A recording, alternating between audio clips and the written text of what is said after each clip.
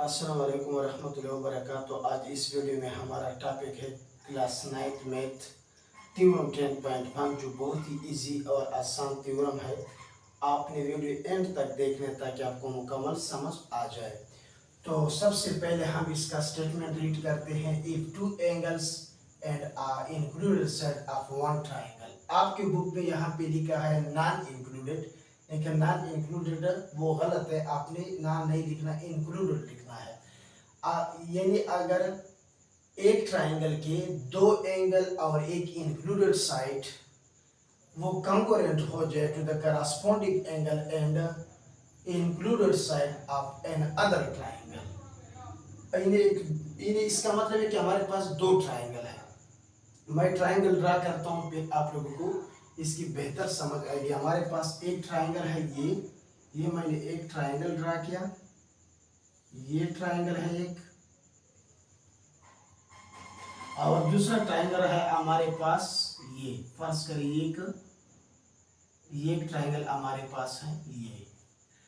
अब इसका नाम मैंने रखा ए, ये आपके पास है बी, ये आपके पास सी, यहाँ पे ये आपके पास है डी, ये आपके पास है ई, और ये आपके पास है एफ।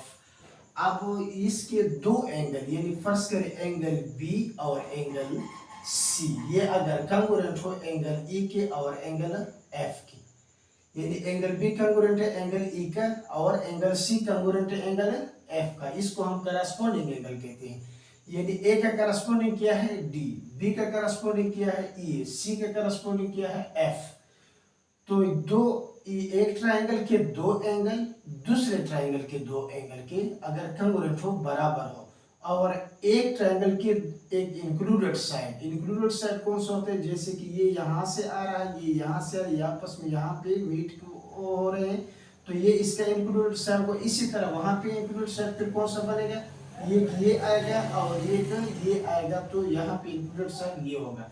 एक ट्राइंगल का एक इंक्लूडेड साइड दूसरे ट्राइंगल का इंक्लूडेड साइड का अगर इक्वल हो, तो इसी तरह ट्राइंगल को हमारा हम क्या कहेंगे, कंग्रुएंट ट्राइंगल कहेंगे कि दो एंगल और एक साइड इस दोनों का अगर आपस में कंग्रुएंट हो। तो आगे हम लिखते हैं गिवन में। देखिए किस तरह करेंगे। यहाँ पे सबसे पहले हमारे पास थ्योरम में होते हैं गिवन में सबसे पहले मैं लिखूंगा इन ट्राइंगल ए बी सी। अब इसका करस्पॉन्डिंग, ये सिंबल का नाम है करस्पॉन्डिंग, इस सिंबल को हम करस्पॉन्डिंग कहते हैं। तो ए देखिए, ए का करस्पॉन्डिंग डी है, बी का ई है और सी का क्या है, एफ है। तो यहाँ पे मैं लिखूंगा triangle D E F.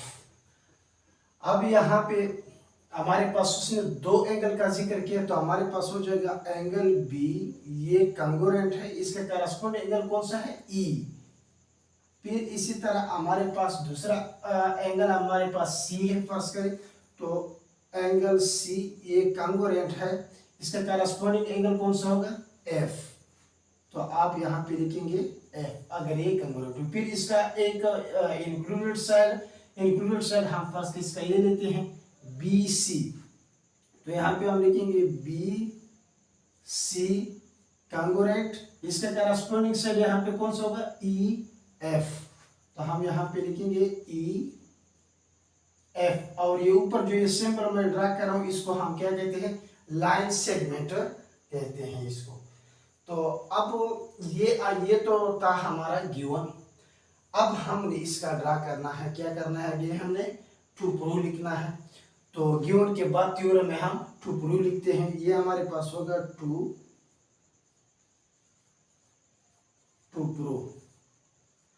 Prove में हमने क्या लिखना है, जो आपने गिवन में लिखा है ये point, triangle A B C और ट्राइंगल डी ई एफ, ये हमने साबित करना है कि आई ये कंग्रुएंट है या नहीं है। तो आप यहाँ पे लिखेंगे कि triangle A B C congruent, इस सिंबल का हम कहते हैं कंग्रुएंट। तो फिर ट्राइंगल डी ई एफ, इसके करस्पॉन्डिंग साइड आपने लेने ट्राइंगल। अभी अगर ये आप लिखते हैं सी ए बी से, तो उधर आप लिखेंगे एफ डी ई से। लेकिन फिर यहाँ पे जो कुछ लिखा है वो आपने यहाँ लिखना है। इसके बाद हमारे पास जो लास्ट ये होता है इसका, वो हमारे पास होता है कंस्ट्रक्शन। ये हमारे पास है कंस्ट्रक्शन। तो कंस्ट्रक्शन हमारे पास क्या होगा, कंस्ट्रक्शन को आपने गौर से देखना है। इसमें हम सपोज करते हैं कि इसमें एक साइड इस ट्रायंगल के साथ इक्वल नहीं है। फर्स्ट करिए हम करते हैं कि यार ये साइड जो है ये डी एफ ये AC का इक्वल नहीं है। तो फिर यहाँ से हम क्या करते हैं, इस जगह पे हम एक पॉइंट लेते हैं और वो पॉइंट हम यहाँ पे लाके इस यहाँ E के साथ ज्वाइन करते हैं और यहाँ पे हम इसका नाम रखते हैं डी प्राइम। इसका नाम हमने रखा डी प्राइम। अभी हमने ये सपोज किया कि AC जो है ये इक्वल नहीं है DF का, तो ये पॉइंट हमने इसके लिए ले लिया, हम सपोज करते हैं। तो यहाँ पे आप लिखेंगे कि suppose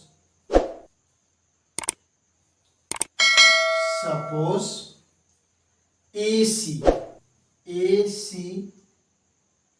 is not congruent to DF, कि ये DF के बराबर नहीं है। तो फिर हम लिखेंगे take a point D prime, take a point D prime at, कहां पे लिया है हमने, DF पे लिया है, DF पे, such that AC congruent D prime F के, कि ये AC अब कॉन्ग्रुएंट हो गया D प्राइम F का, ये हमने सपोज किया। और फिर आखिर में हमने क्या किया, join D prime to E, और वो पॉइंट हमने पॉइंट E के साथ फिर ज्वाइन भी किया। तो उम्मीद करते हो इसकी आपको समझ आई होगी। अभी आप इसको अपने पास स्क्रीनशॉट ले लें ताकि आपके पास ये महफूज हो, फिर आप अपने पास नोटबुक पर नोट लिखेंगे। प्रूफ पॉइंट जिसे कहते हैं, प्रूफ में दो चीजें होती हैं, एक होता है स्टेटमेंट और एक हमारे पास इसका होता है रीजन। एक होता है रीजन, एक होता है स्टेटमेंट। ये प्रूफ में दो चीजें होती है। अब हमने क्या करना है, इसमें हमने ओरिजिनल ट्रायंगल को हमने कंपेयर करना है, ये जो हमने कंस्ट्रक्शन का काम किया है D प्राइम EF के साथ। तो आप यहाँ पे इस जो D प्राइम के साथ जो ट्रायंगल बन रहा है इसको आपने देखना है, यानी आपने इस ट्रायंगल को देखना है, इसको हमने इस ओरिजिनल के साथ कंपेयर करना है। तो आप देखिए यहाँ पे हम लिखेंगे ट्रायंगल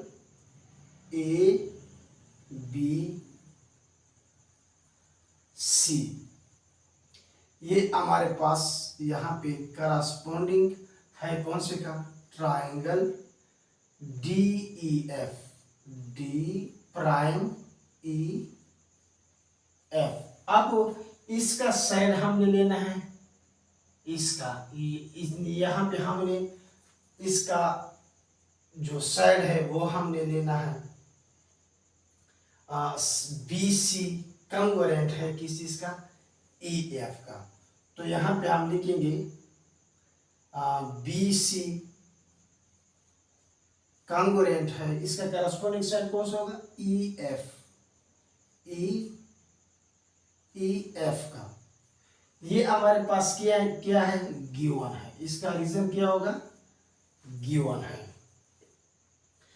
और उसके बाद हमारे पास इसका क्या होगा, एंगल हम लेंगे।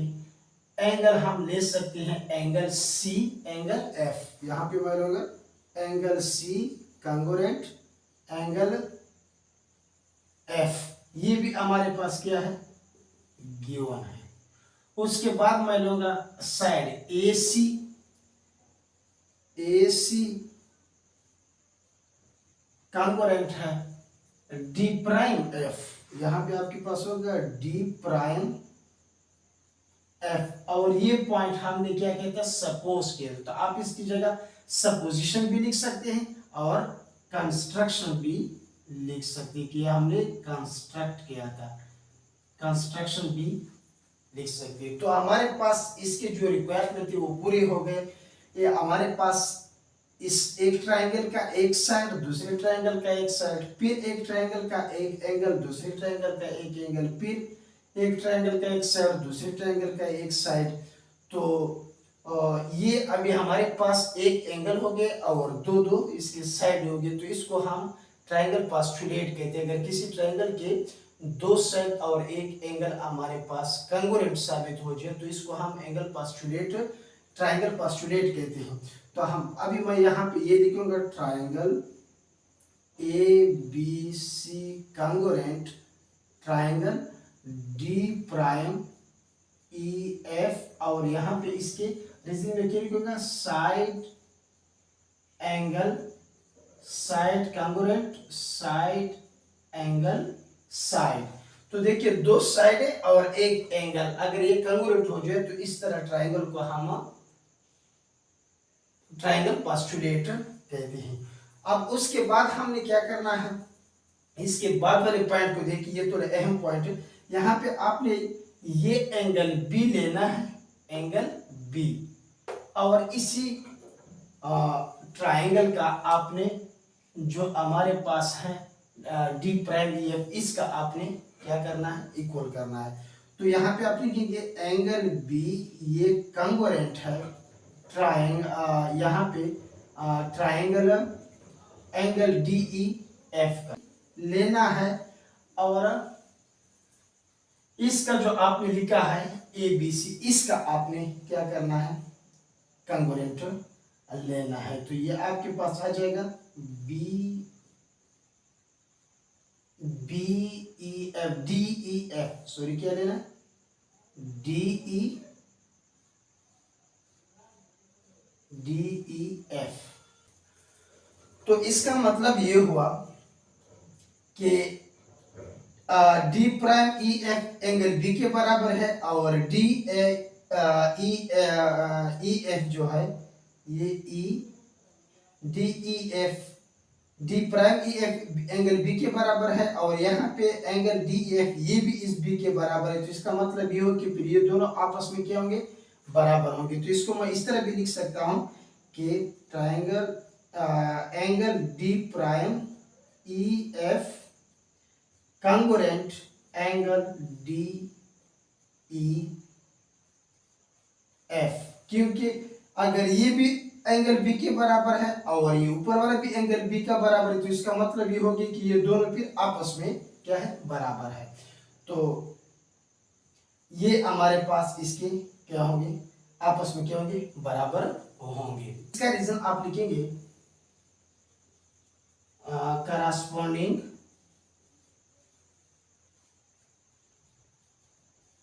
Corresponding angle of congruent side, और इसका आप लिखेंगे गिवन, और इसका आप लिखेंगे ट्रांजिटिव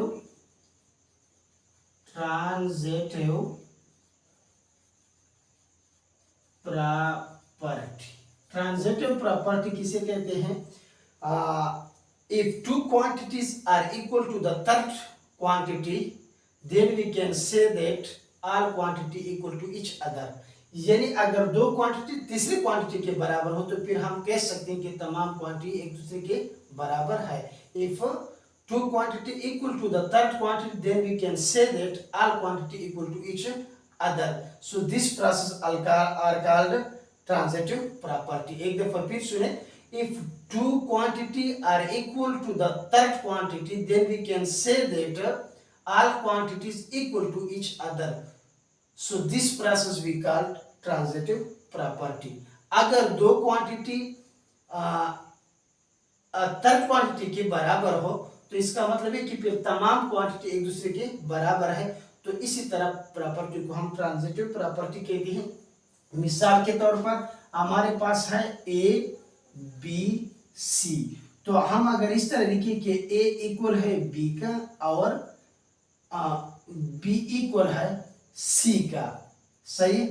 इसी तरह आगे और हम लिख सकते हैं कि फिर C इक्वल है D का, D इक्वल है E का, तो इसका मतलब है कि A अगर इक्वल है B का इक्वल है तो B इक्वल है C का, तो इसका मतलब है कि फिर ये C और A भी आपस में इक्वल है, क्योंकि A B का इक्वल है और B C का है, तो फिर तो C भी A का इक्वल है। इसी तरह C अगर यहाँ पे C D का इक्वल है तो C तो यहाँ पे B का इक्वल है और B यहाँ पे A का इक्वल है, तो इसका मतलब ये है कि फिर ये D भी A का इक्वल है और B का भी इक्वल है। तो इस तरह प्रोसेस को हम ट्रांजिटिव प्रॉपर्टी कहते हैं। If two quantity equal to the third quantity, then we can say that all quantity equal to each other. So this process are called transitive property. आगे हाबी भाई कर, तो ये कुछ इस समय रेस करता हूं ताकि मजीद पार्टी। अच्छा, अब यहाँ आपने ये जो D है और ये D प्राइम है, ये तो हमने सपोज किया था, लेकिन ये है दोनों आपस में बराबर। ये आप एक पॉइंट कंसीडर करेंगे, हमने सिर्फ सपोज किया था। ये थोड़ा सा इसको देखिए, तो यहाँ पे ये ED और ED, ये जो हमारे पास है, यहाँ पे मैं लिख सकता हूँ कि ED कंकरेंट है ED प्राइम, क्योंकि ये दोनों हमारे पास क्या थे, सेम पॉइंट है, सही है, इसमें कोई भी डिफरेंस नहीं है। तो उसके बाद हमारे पास फिर होगा जो हमने ये लिख लिया, ये अभी हमारे पास आ जाएगा AC और ये हमारे पास कंकरेंट हो जाएगा DF का। उसके बाद हमारे पास जो है ना कौन सा आ जाएगा, अब हमारे पास इसका ट्राइंगल आ जाएगा। ट्राइंगल आपके पास आ जाएगा, ट्राइंगल ABC कांगोरेंट, उसका जो करस्पॉन्डिंग साइड है DEF, ट्राइंगल DEF, इस तरह आप ये लिख लेंगे। इसके बाद अभी इस जो ट्राइंगल है, इसमें हमारे पास जो साइड है BC साइड, ये कंगोरेंट है हमारे पास EF का,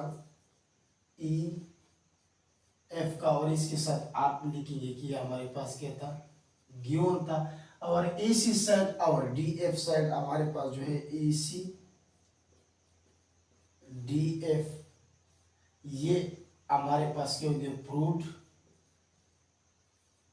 उसके बाद हमारे पास जो एंगल है, एंगल C और angle F, angle C congruent angle F, तो दो साइड हो गए और एक एंगल हो गया, इसके आप लिखेंगे गिवन। इसमें एक ट्रायंगल की भी एक साइड और दूसरा साइड पे दूसरे ट्रायंगल का एक साइड और दूसरी, एक ट्रायंगल के दो साइड और दूसरी ट्रायंगल की भी दो साइड, और फिर एक ट्रायंगल का एक एंगल और दूसरी ट्रायंगल का भी एक एंगल, आपके ये भी पूरे हो गए। अभी आप ये लिख लेंगे ट्रायंगल ABC कांगोरेंट ट्रायंगल DEF, और यहाँ पे आप लिखेंगे प्रूव्ड, या आप यहाँ पे लिख सकते हैं side angle side congruent side angle side. तो यहाँ पे आपका ये थ्योरम फिनिश हो जाता है, खत्म हो जाता है। उम्मीद करता हूँ आप लोग को समझ आई होगी।